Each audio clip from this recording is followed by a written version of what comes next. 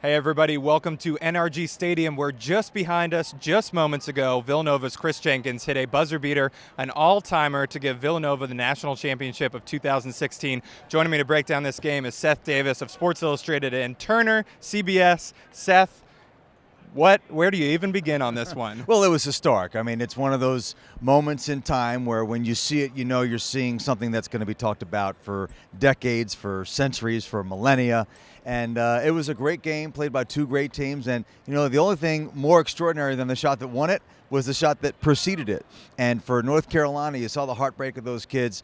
You know, Villanova just had the last shot and the last make. They weren't any better. They're just the champions. Well, let's talk about basketball. Villanova getting here, just remarkable defensive performances. Against Kansas, they shut down Perry Ellis. Against Oklahoma, they shut down Buddy Hield. And against a much bigger North Carolina team, they were able to minimize their presence in the paint. What do you make of that team? It was Villanova's toughness, and in particular, David, as you mentioned, on the defensive end that decided the game. The fact that Villanova won points in the paint tonight is something that certainly none of us expected. And were it not for Carolina's unusually good three-point shooting, it could have been a significant win, maybe even a blowout for Villanova. And you could see in the second half, even when North Carolina was getting good looks in the paint, they were rushed. Kennedy Meeks goes 1 for 8 from the floor. Bryce Johnson only had 6 made field goals. They had their opportunities, but the ball pressure and the overall speed and tenacity of Villanova's defense, just enough for them to be able to win.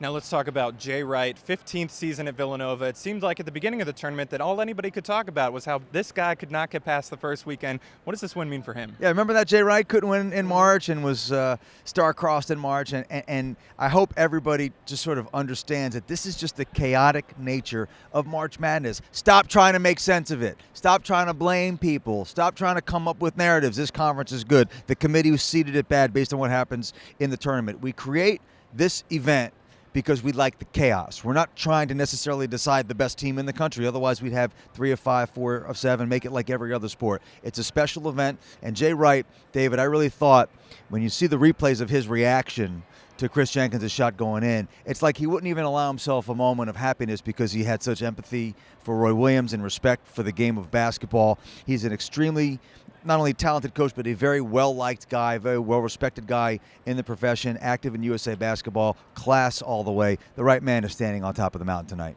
Well, that concludes the 2016 college basketball season, but it gave us a memory that we're going to think about for a really long time. For Seth Davis, I'm David Gardner. Thanks for watching.